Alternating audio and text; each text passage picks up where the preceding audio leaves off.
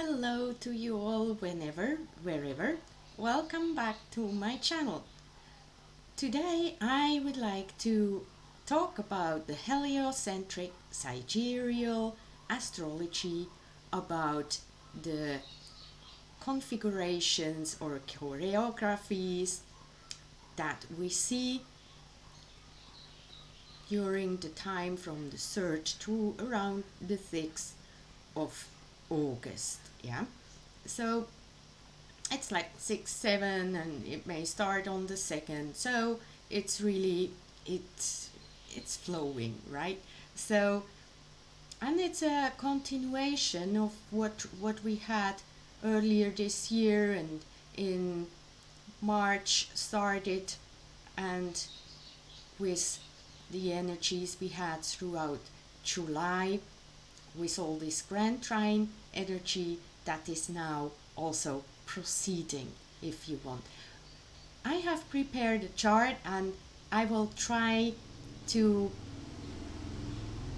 give you more that broader picture without going into too much details, because I know not everybody may understand that as clear, and it's difficult to really divide those energies as much as they give a whole picture, right? So I jump into that chart. I prepared. There it comes, and here I go. So we have still that Vesta Saturn conjunction that is still very new and active in that sense. We have here Neptune, Jupiter, Mars already moved on, but here also Jupiter moved on and produces that little gap now. And we have here Venus, Ceres and Varuna, Mercury, Rudhyar,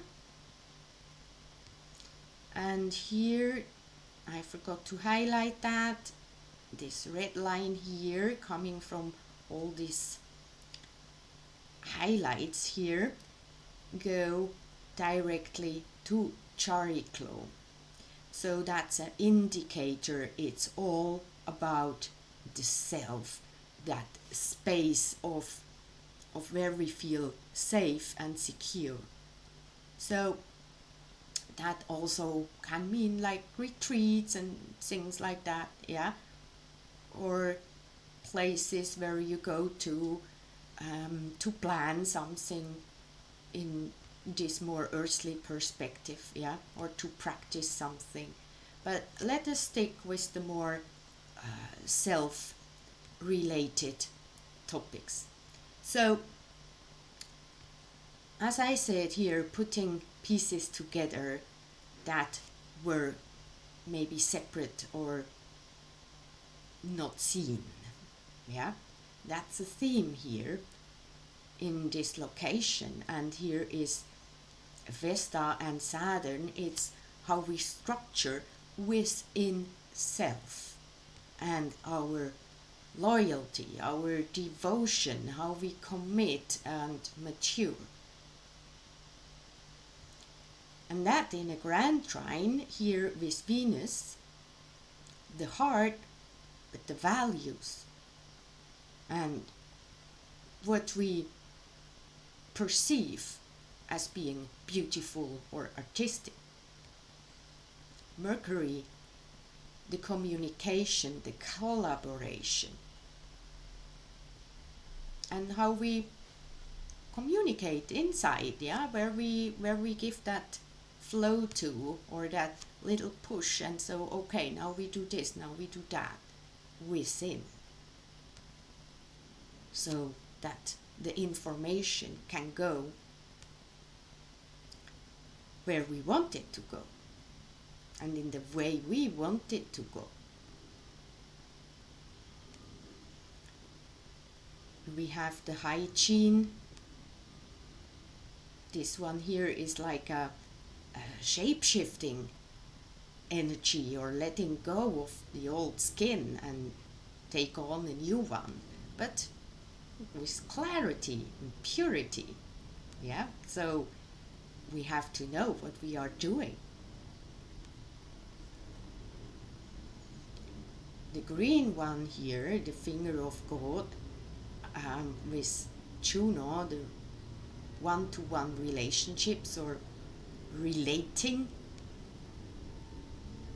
or ratios, yeah, so relations.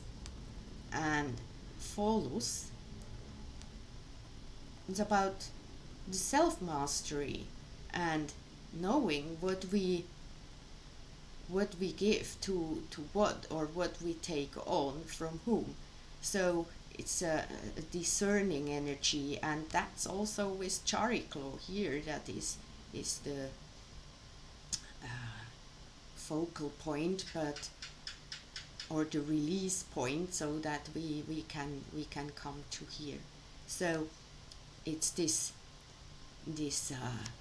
self mastery within the relationship with self. So really, that overall picture is, to me, a real possibility, of getting the union within self, to bring the feminine and masculine aspects into a coherent relationship, in a harmonious relationship. It doesn't mean it has to be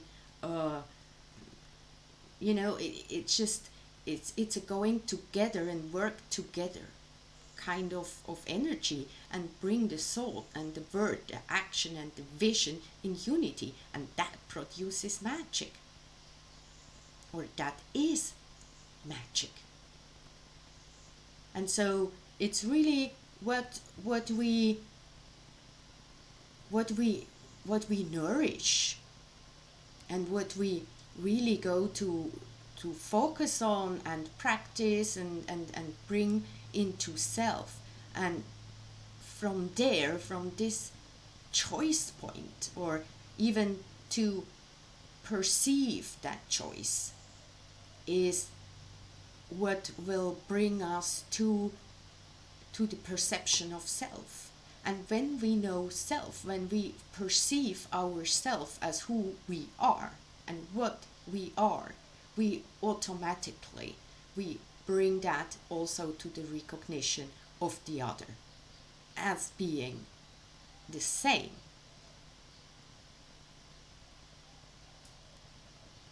But in an individuated way.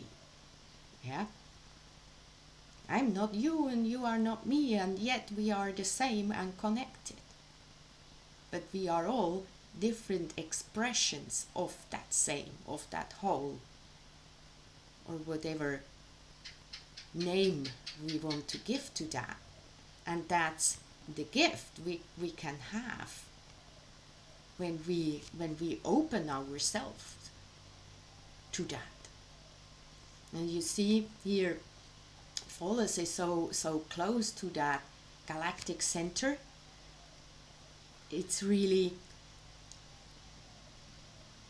about bringing this understanding, this stability into self. And we have that not only communicated through Pholus, but also through the geometry here.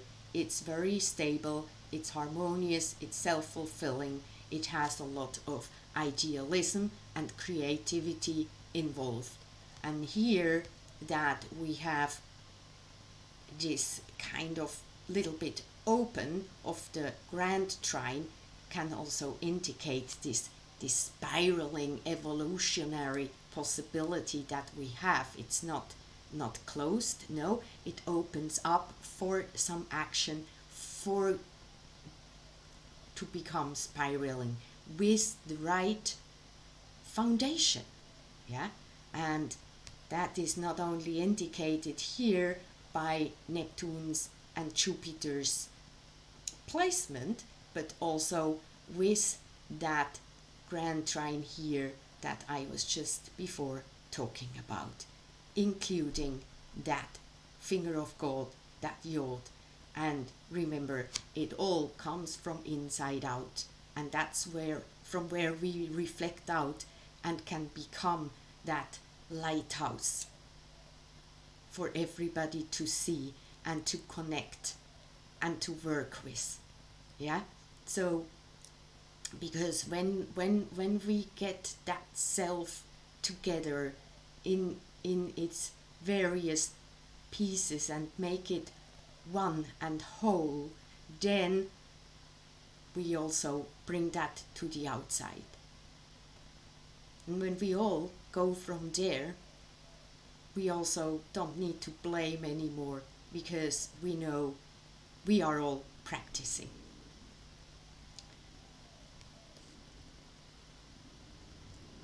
And with that, I have actually managed to make a little bit of shorter video, which I'm really happy about. And I hope you will have an absolutely wonderful time this week, and then entrance to the Lion's Gate, where we can actually feel more confident and can try to bring that outside into the world. Even so, it also means we want to ground ourselves in that home. Yeah, that's what Cancer is. It's the home. But as there are some sayings, home is where your heart is. So you always carry it with you wherever you go. And with that, I say goodbye, and please, you know where the buttons are to press and that they are there to be clicked. And there is also a comment section. I'm always happy to have a discussion and to hear what you feel in these times. Until next time, bye!